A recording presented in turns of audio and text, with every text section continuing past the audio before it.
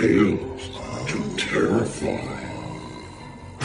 Welcome to Tales to Terrify, part of the District of Wonders network, featuring Starship Sofa, Crime City Central, and Protecting Project Pulp.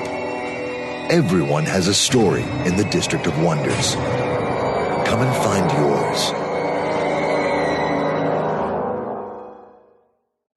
Good evening, children of the night. Come in. Come in. And know you are welcome here to our weekly sequestration in the Nook.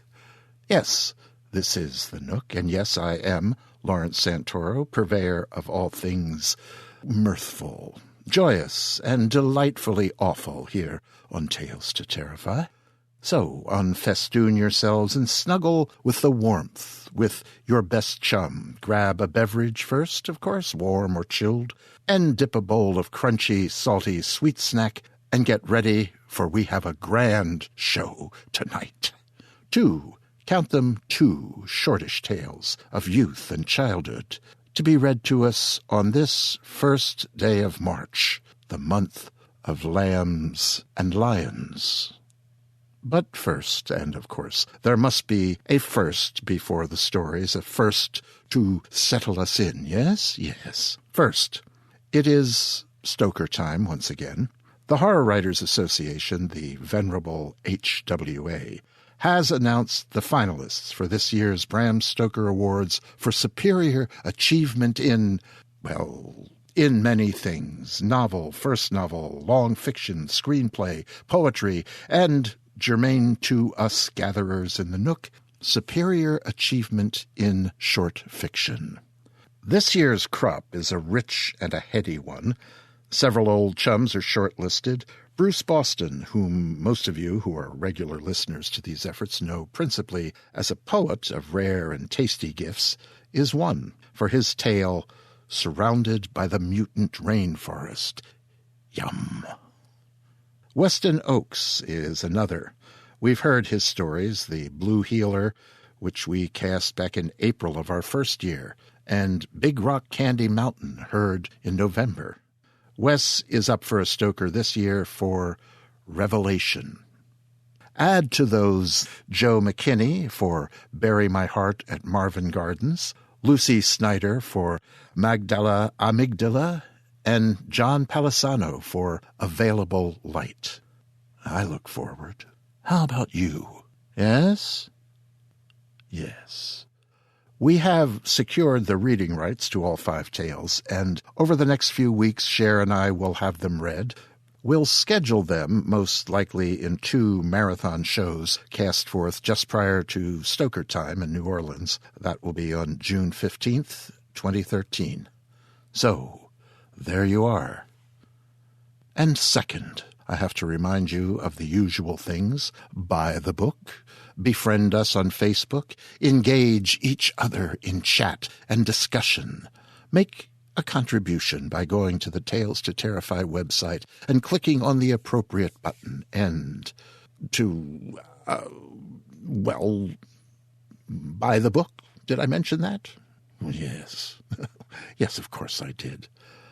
Other than that, I have nothing more to say before saying the magic word, fiction. Our first tale tonight is by Nicole Cushing. Nicole is an author of dark, weird fiction. The Black Dog and Leventhal anthology Werewolves and Shapeshifters, Encounters with the Beast Within, includes Ms. Cushing's short fiction, which stands quite comfortably in that volume alongside stories by Neil Gaiman, George R.R. Martin, Charlaine Harris, and Chuck Palahniuk. Her work also appears in the Cemetery Dance anthology In Layman's Terms. Several of her stories have been or will be presented on podcasts, such as Pseudopod and Cast Macabre and, Tales to Terrify. In March of 2013, Dark Fuse will publish Nicole's first novella, Children of No One, in both signed limited hardcover and ebook editions. She invites correspondence via Facebook, Twitter, or, if one must be old-fashioned about it, she says, email her at NicoleCushingWriter@gmail.com. That's NicoleCushingWriter, all one word, @gmail.com. So, here, for your delectation, is Nicole Cushing's All I Really Need to Know I Learned in Piggy Class.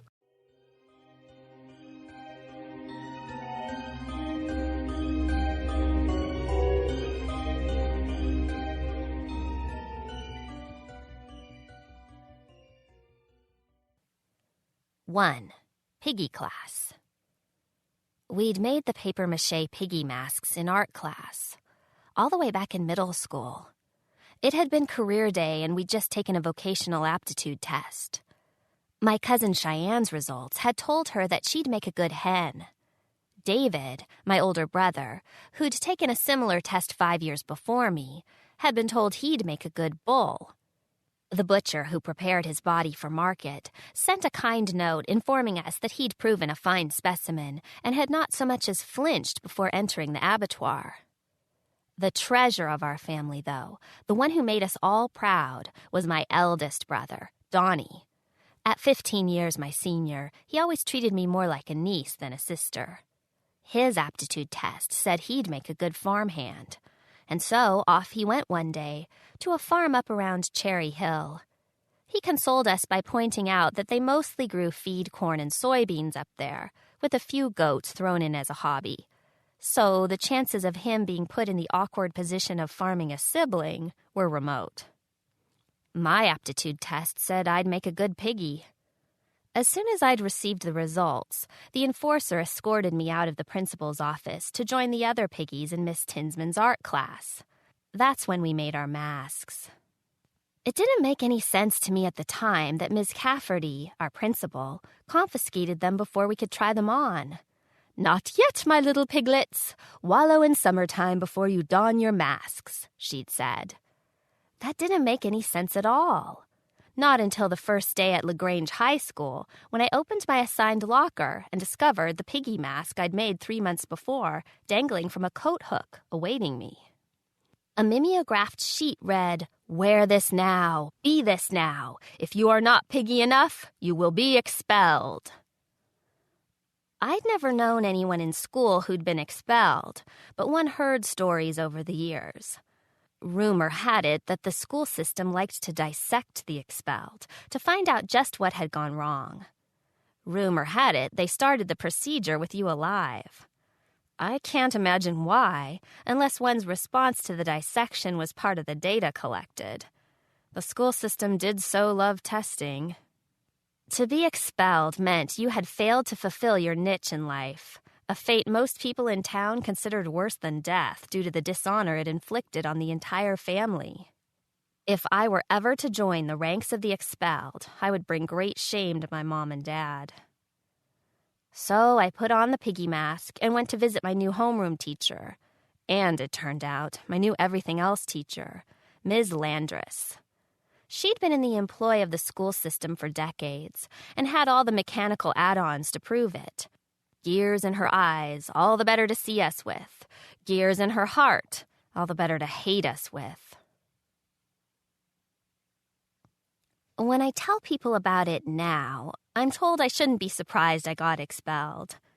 Maybe it all started on September 1st, the day of our first class inspection, right after lunch and a fire drill.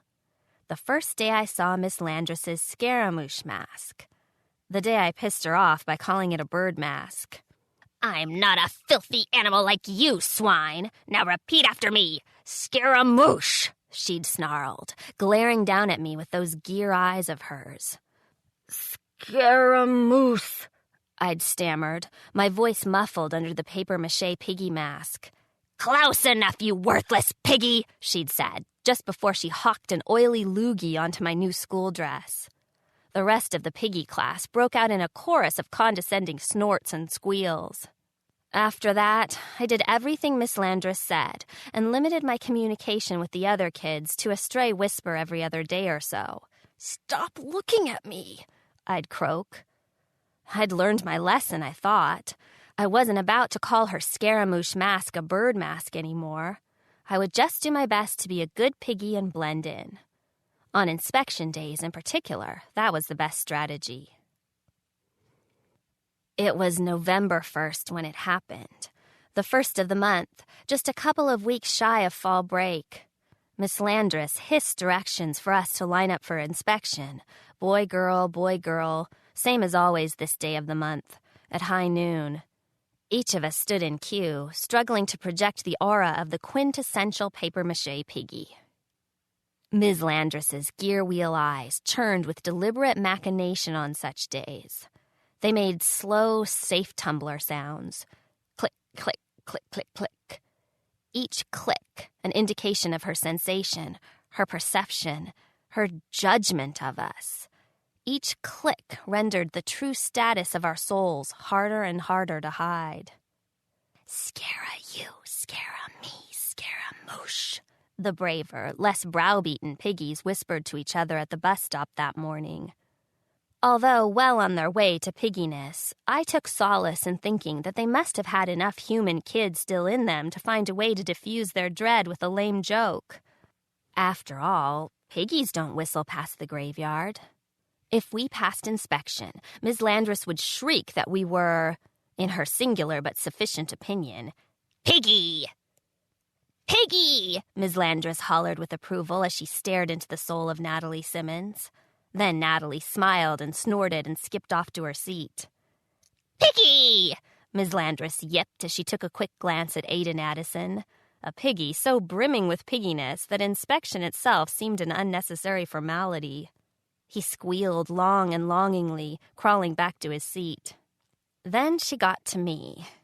That mean old hag placed one gnarled, arthritic finger under my chin and brought my reluctant eyes to hers. I looked up, past the Scaramouche mask, into her eye gears. Gears that started to go faster. Gears that seemed able to ground up my soul. "Not piggy enough!" she'd wailed, reaching her claws into the holes of my mask and nearly scratching my eyeballs with her ragged, untrimmed nails in the process. Her gears clicked away faster still, like a roller coaster approaching the plunge. Click, click, click, click, click, click, click. "No, not piggy enough!" Click, click. "No, not piggy enough!" she roared. She yanked for all she was worth, unmasking me. For a few moments, I just stood there, adjusting to the odd, unwelcome kiss of air against my cheeks. Just stood there, not understanding the implications of the monthly judgment. "Expelled! Expelled!" Ms. Landress screeched, her eyes clicking with manic judgment. She pushed a red button on her desk. My face flushed. My face ached. My face must have expressed, at that moment, all the aggregate horrors encountered during my days in Piggy class. I don't know how long I stood there, stunned still, until I heard the first slap of the enforcer's boot against the linoleum floor. That reminded me of all the agonies, both of the flesh and of the soul, awaiting me.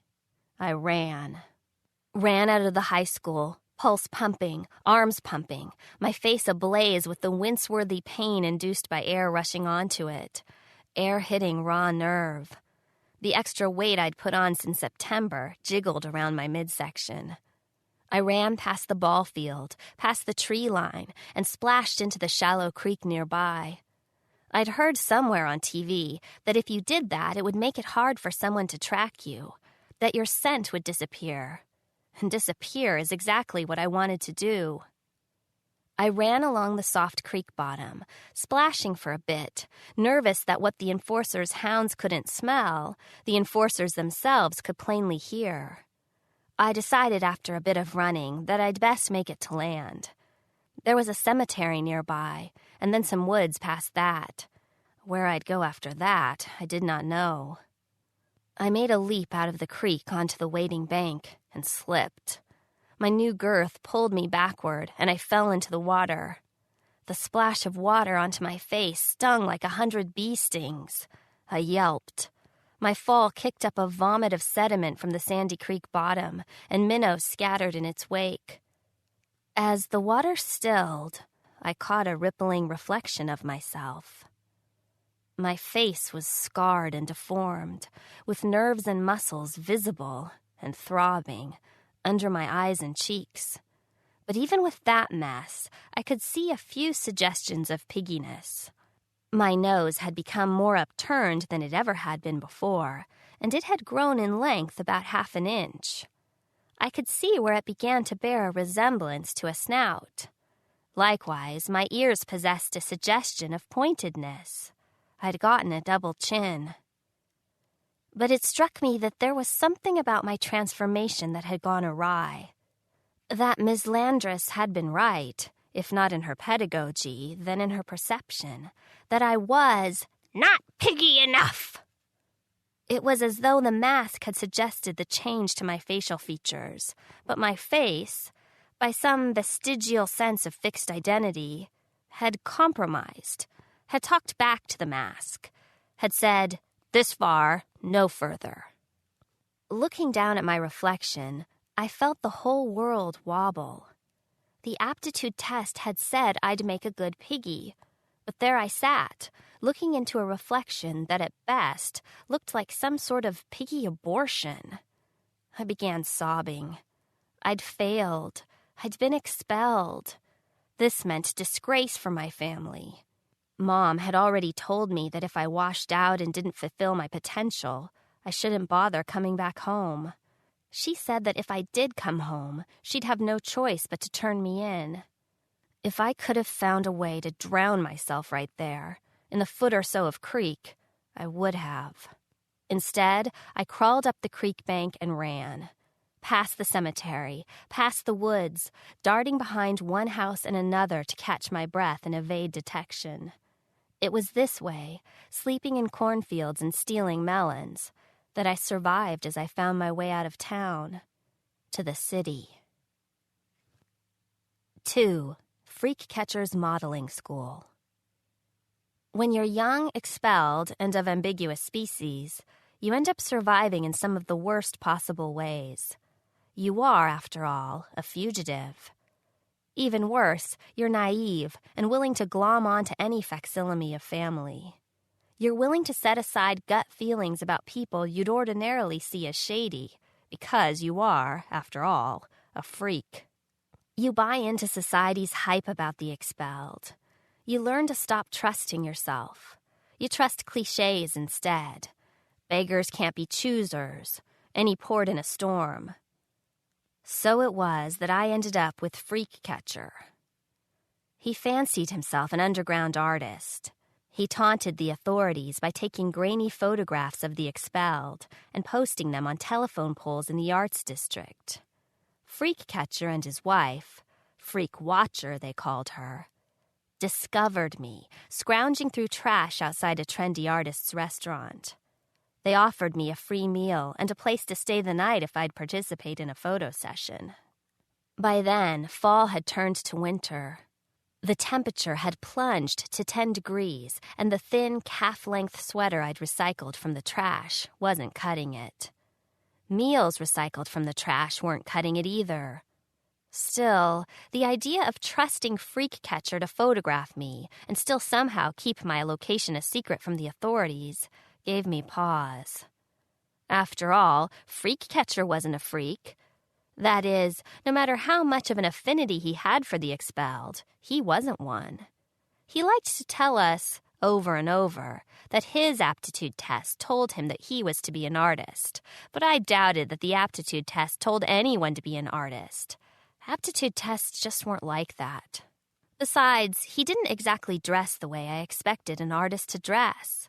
He wore a black leather jacket over top of a grease-stained NASCAR t-shirt. He bragged on having been a sailor once, and he wore his salt and pepper hair in a mop top. He said he could be my new dad, and that Freak Watcher could be my new mom. Together, they'd take pictures of me. I stood there paralyzed for a moment. "Trust him. He won't turn you in," a voice said from behind me. "He never snitched on me or Huck." The voice sounded young and deep. exuding confidence. Confidence was a commodity in short supply in my life, so I turned to meet it. The boy was maybe a year or two older than me. He had a long face with big teeth, prominent nostrils, and bulging eyes. Bulging eyes that just kept looking down on me from a height of about 6'4". Eyes that wouldn't let go. At that moment, I felt relieved that poverty had taken off the weight I'd gained during my brief time in high school.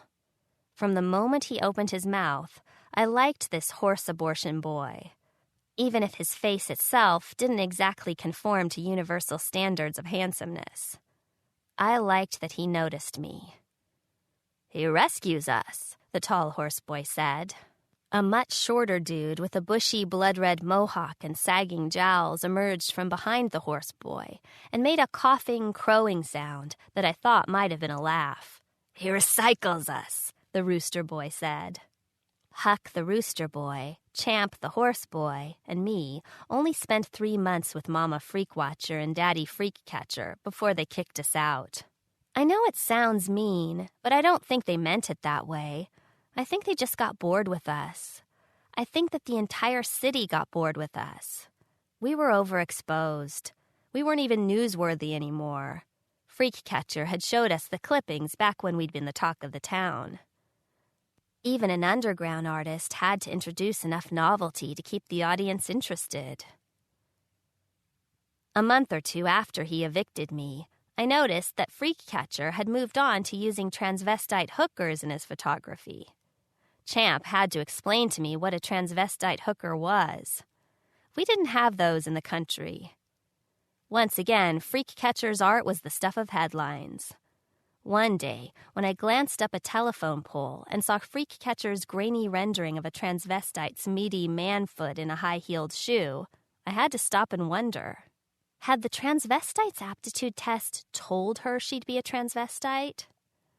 Anyway, 3 months wasn't a lot, but it was enough time for me to learn the ropes of life in the city. Champ and Huck seemed to know what to do when we got kicked out.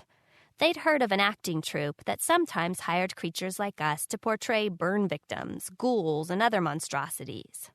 The pay wasn't much, of course, but between the 3 of us, we could afford a shabby one-bedroom apartment within walking distance to the theater. We had just enough left over to buy the cheapest store-brand bread and eggs at the market. 3. Industrial Arts. Today.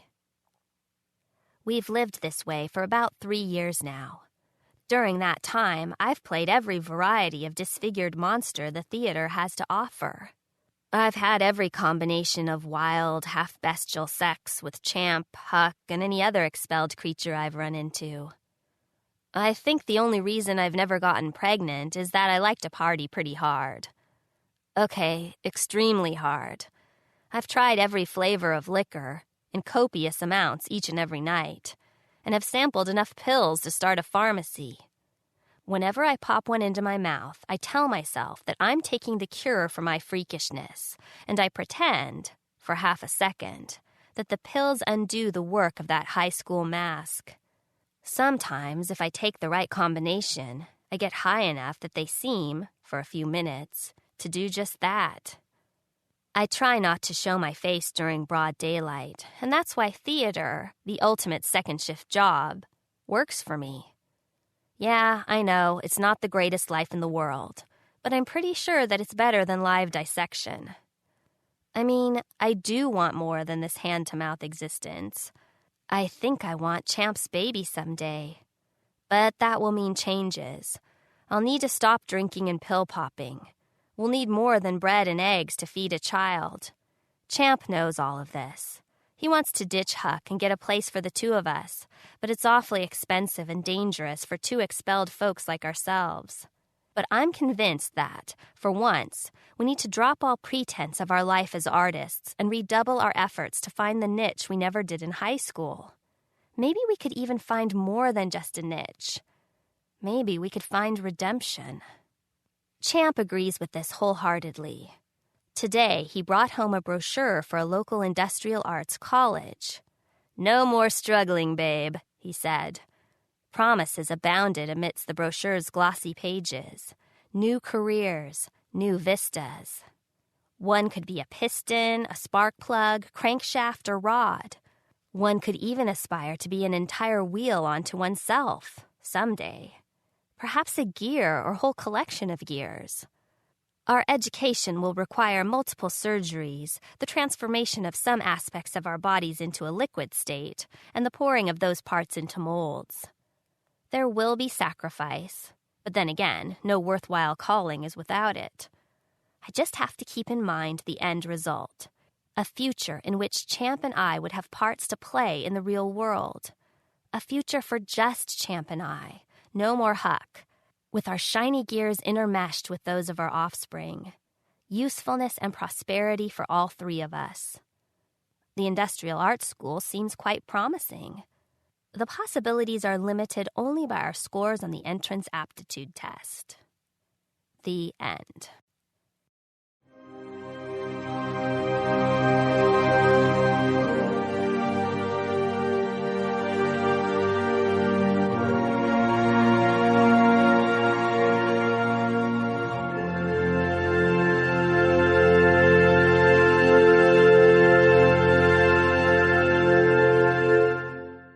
Here from one of her websites are a few fun facts about Nicole. Nicole frequently writes while listening to the music of Philip Glass, Shostakovich, or Alfred Schnittke, all of which creates a certain cognitive dissonance.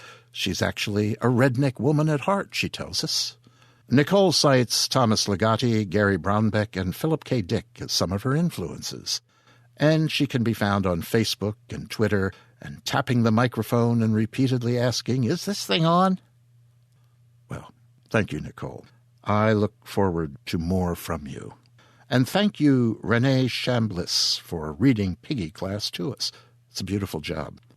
Renee is a writer, audiobook narrator, and podcaster. Her highly rated podcast novel, Dreaming of Deliverance, led to a career as a professional voiceover artist. She lives in Northern California with her husband and 2 children. These days, she says, she balances being a wife and mother with writing new books and recording fiction, her own and that written by others.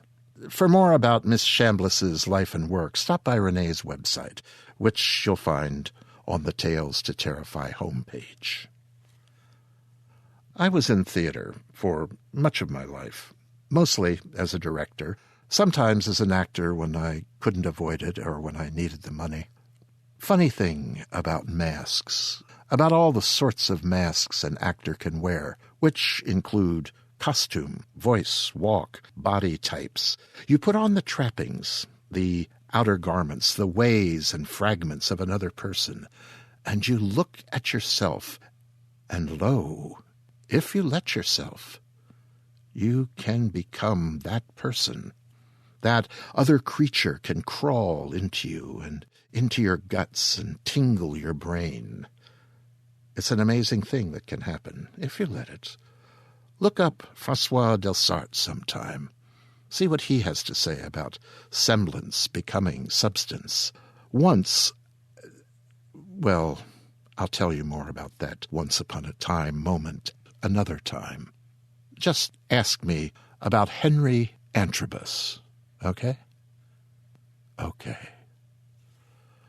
Our second bit of fictive musing tonight comes from Ray Banks. Ray says that he shares his birthday with Chuck Barris and Curtis Mayfield. And doesn't that idea of sharing a birthday with several people raise something of a disturbing image? Yeah. He also allows that he screeched into the world on the same day that Roberto Rossellini said ciao to this mortal coil. Anyway, here, through the kindness of Ray, is the kindness of strangers.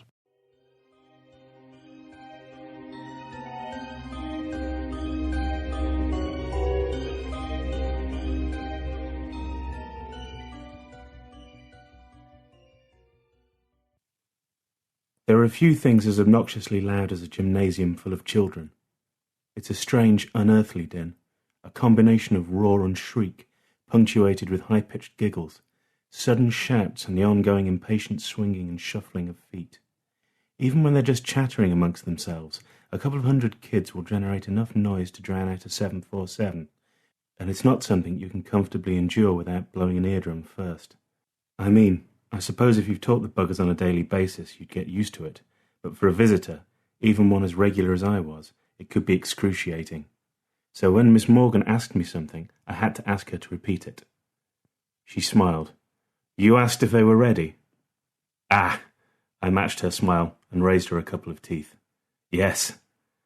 She nodded towards the mass of children off to my right, all sat on benches. "They're arranged by year in alphabetical order. Is that okay?" I gave her the thumbs up. "Brilliant. You need anything else?" "Sorry?" "Do you need anything else?" "No, I don't think so. Who's my sheepdog?" Miss Morgan smiled again.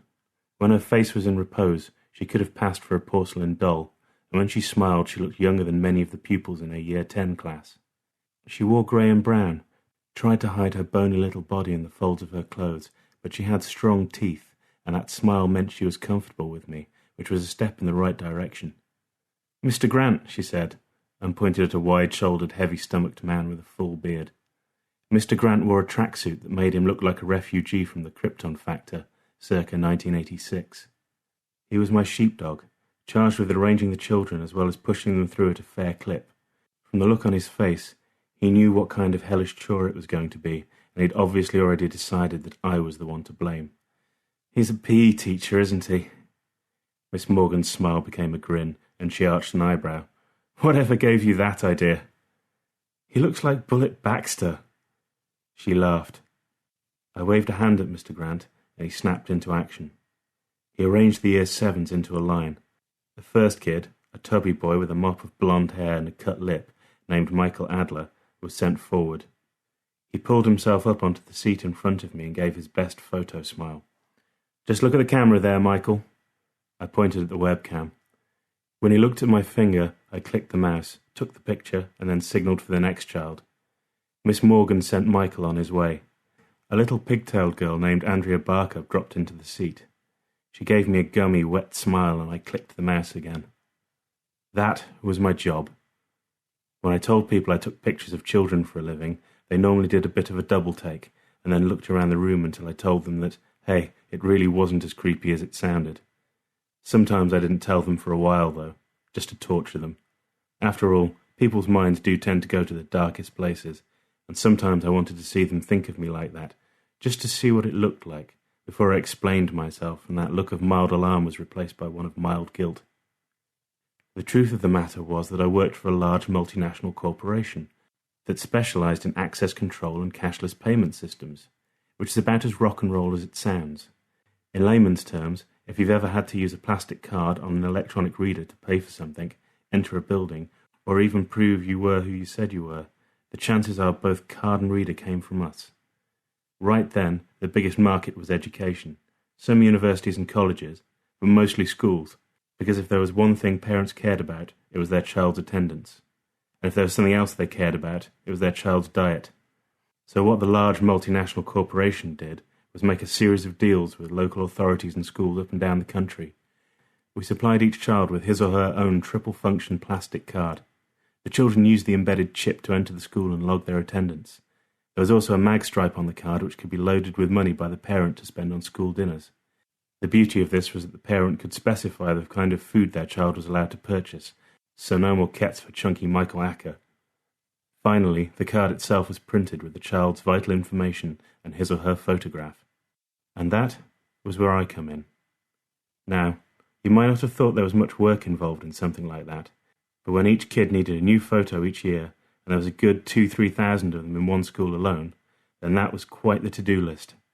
Throw in the fact that I was covering pretty much every school in the northeast, from Berwick down to the arse end of Teesside, with occasional jaunts to the no-man's land of Cumbria, where men were men, and so were the women, and you could be forgiven for thinking that there just weren't enough hours in the day. Tell you, sometimes it certainly felt that way. But then, I took a great deal of pride in my work, and if there was ever a photo that didn't immediately resemble the child in front of me, I'd take it again. Sometimes I might have even taken an extra moment to make sure my subject looked their best, but only in those rare cases when the boy or girl in questions looked as if they'd rather chew off their own fingers than have their photo taken. The way I saw it, the way I remembered it from my own school days, is that those kids were going to have a battered, frightened year ahead of them anyway, so why remind them of their physical faults every time they swipe for a Mars bar?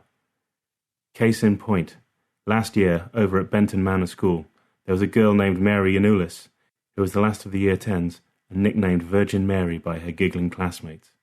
She was 14, taller than the rest of her class. She carried herself in a kind of round-shouldered forward lean, as if she'd been shoved out of the house that morning and hadn't quite caught her balance yet. She was an ugly duckling who was destined to grow into an even uglier duck, and she was all too painfully aware of how people saw her, all too conscious of the disdain and amusement she inspired. When the other girls, 2 of them in particular, interchangeably blonde, pretty in an obvious way, called Mary names, she bristled in her chair as if an electric current had shot through the seat. She tucked a few thick strands of black hair behind her ear in a futile attempt to make herself look presentable, and then let her hands fall to the folds of her grey skirt like a couple of buckshot doves. "If you'd just like to give us a smile for the camera, Mary." She looked up and frowned at me. There was a mark on her cheek, close to the edge of her right eye. At first I thought it was a birthmark, but then birthmarks don't look as raw and painful as that, and they rarely push an eye half closed. "Okay then, how about a smile for me?" The frown deepened. I kept smiling. I wasn't going to let this one win. "Trust me," I said. "I'm not going to make you look bad." She blinked, obviously wondering if I was taking the piss. I wasn't. A slow smile spread across her mouth. The clouds lifted, and just as she relaxed, I clicked the mouse. There. The bruise didn't show, hiding in the shadow of her hair. Her smile seemed brighter, more honest on the screen than it ever had in real life.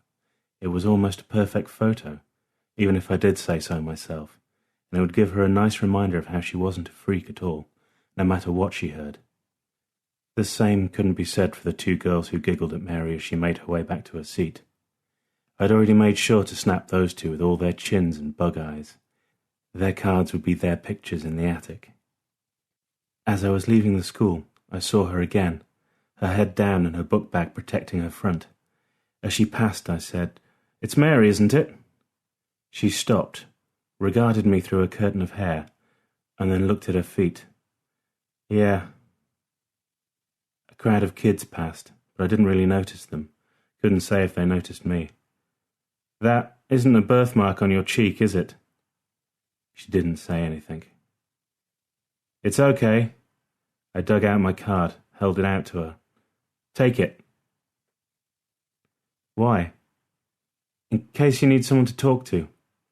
She shook her head. "Hey, just in case." "I don't need counselling." "I'm not a counsellor, Mary, but I've been there, I think. So, like I said, if you feel like talking to someone..." I saw an eye through the hair. She swallowed, then took the card with long, pale fingers.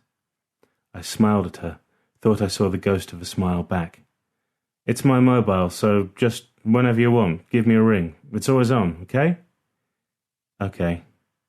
"Okay then. Take care." When I drove away, she still had the card in her hand. It took a couple of weeks, but she called one night at 7 o'clock, just after dinner.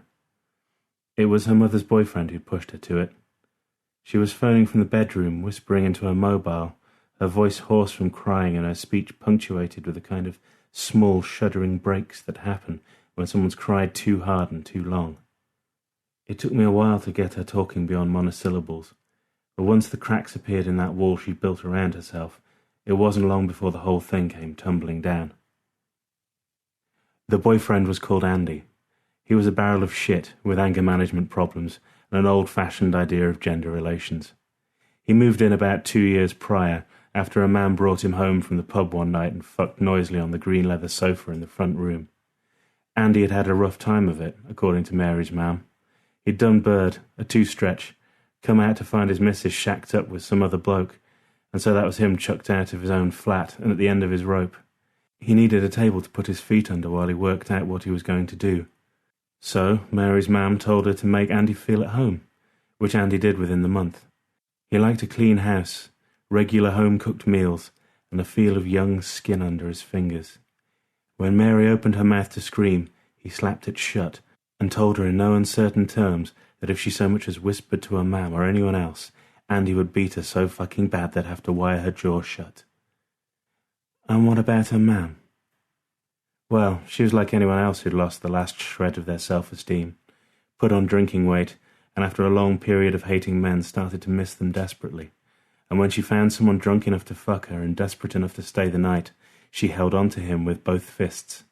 In that light, Mary was nothing but another pain-in-the-arse teenager who missed a false memory of her errant dad.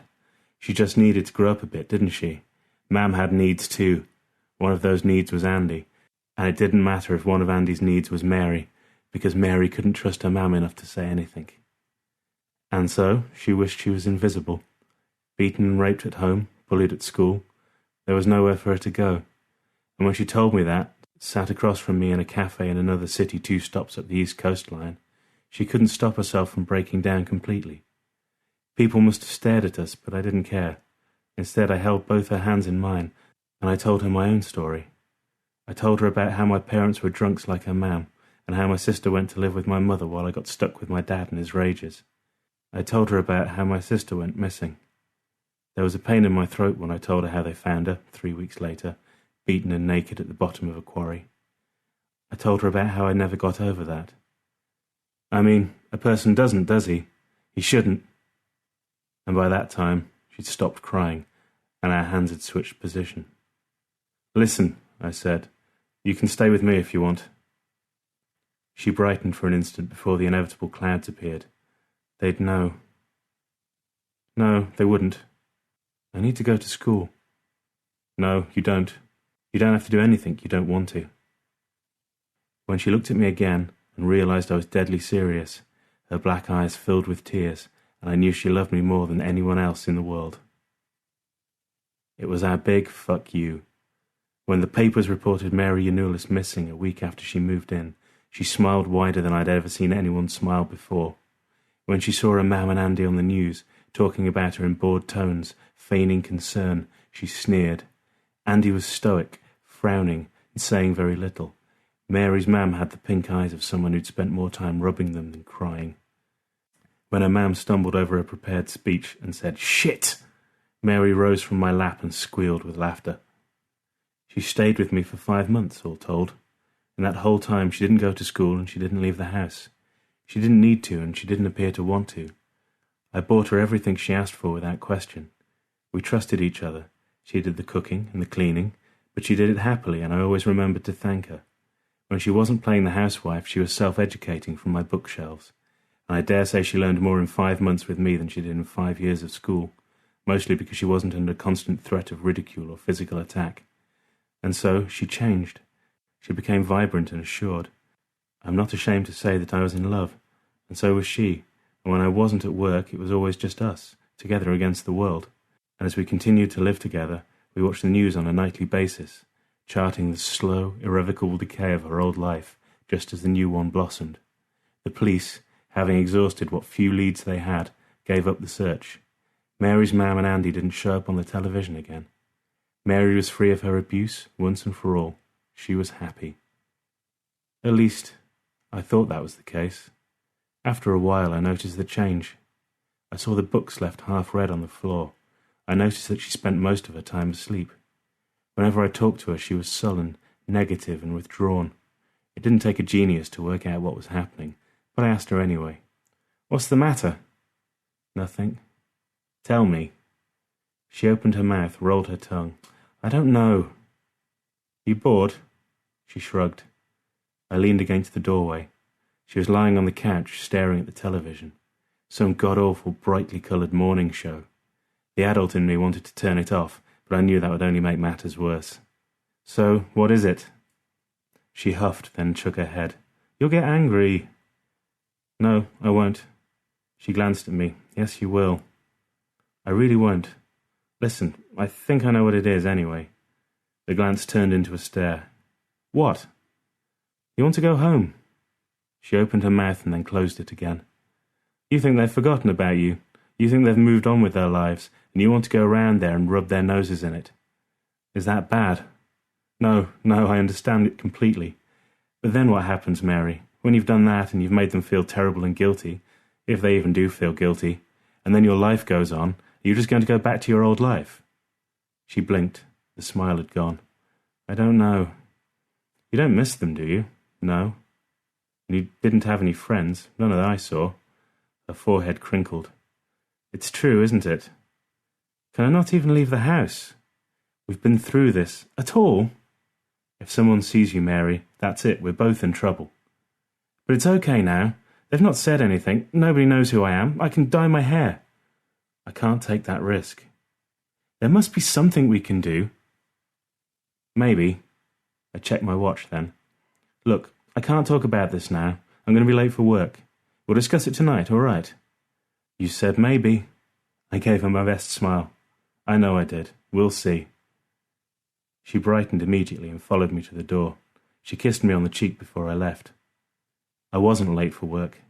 I hadn't been late for work since I started at the large multinational corporation. If anything, I had time to spare, and I used it up sitting in my car and thinking the whole situation through. Mary didn't want to leave the house. She wanted to leave me. In the end, they always tried to leave. My sister did. She loved me for a while before she grew to hate me and went off to live with my mother, abandoning me to a childhood of barely healed bruises. We loved each other, and then we hated each other, and then she went missing. Nothing lasts forever, and everything decays in the same way. So I allowed her to leave me. She even got packed, and a week later they found her in the weeds by the railway line at Easington. It took one more week to identify her, and yet another to forget the whole thing. The ugly ones never stayed in the public's memory for very long. It was a tragedy, right enough. I didn't know what I'd done wrong, so I wasn't sure how I was supposed to learn from my mistakes. In the end, I just blamed myself for falling in love with the wrong girl. It happened to everyone. In the end, you just had to pick up and move on. I threw myself into my work to forget the heartache, which the large multinational corporation loved. There were even offers of promotion, which I politely declined. They still gave me a raise. And then, here I was, a year on from meeting Mary, letting the memory of her wander through my mind as I photographed the year 9s, thinking maybe it was the age that was the problem, that perhaps the younger girl would be more malleable. As I worked, I made sure to smile and joke with Miss Morgan every now and then, just to be on the safe side and to distract me from the task at hand. That's 2 down, only another 3 to go, God help us. Hang in there, champ. I did. I tried not to think about Mary, but it was difficult, until Becky Fisher sat in front of me. She was fat and dimpled, her hair dirty and blonde. Her clothes looked aggrieved to be so close to her body, and her eyes were dark little dots whirring around in their sockets. Her details told me she was new this year. A couple of clicks of the mouse and I saw just the one name on the account. Single-parent family. Mother, by the name, probably just as fat as her daughter. Both of them new in town, no real friends, nobody to confide in. When I looked at Becky, she was squirming, uncomfortable. I could feel the disgust from her classmates like a warm gust of fetid air. I smiled at her, and thoughts of Mary Eunulis went from my mind. If you'd just like to smile for the camera there, Becky. She stared at me. She looked frightened.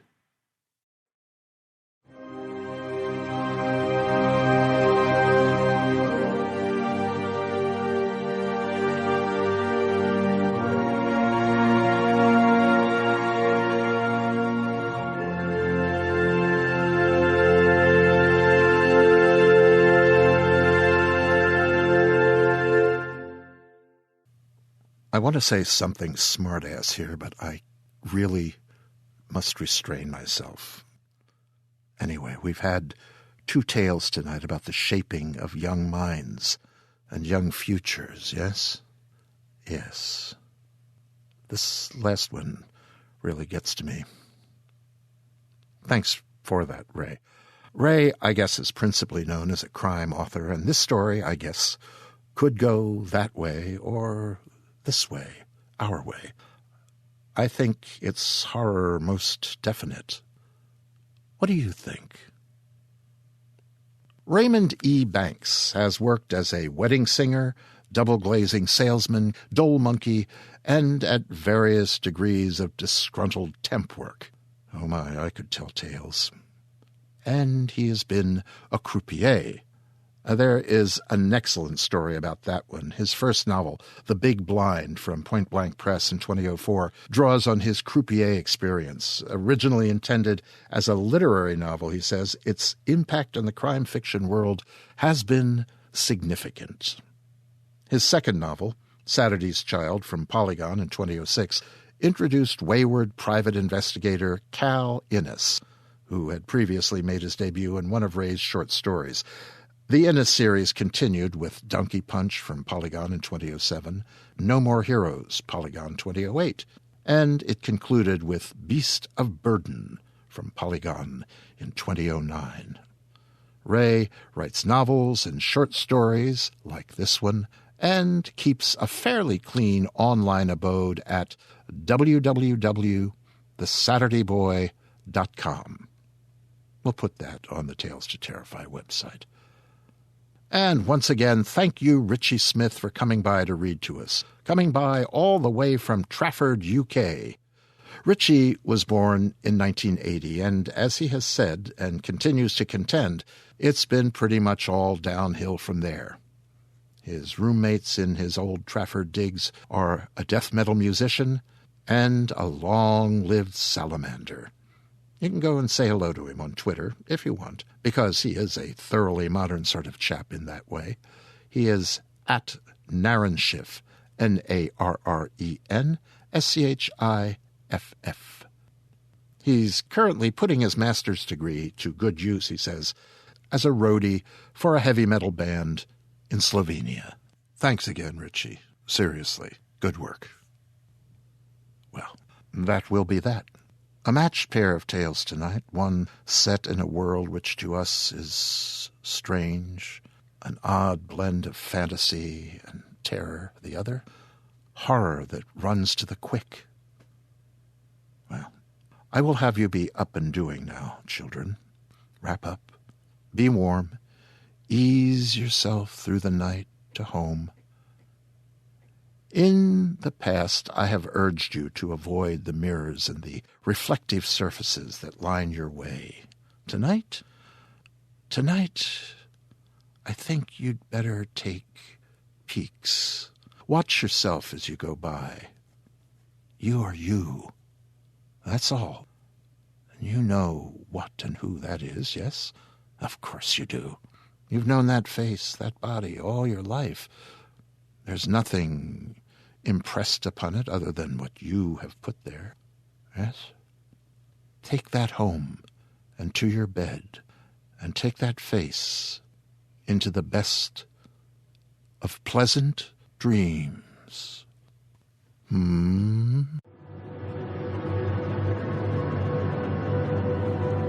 This presentation has been brought to you by the District of Wonders Network, dedicated to podcasting the finest genre fiction. You can learn more about the District of Wonders and their many literary productions at their website, www.districtofwonders.com. Thank you for listening.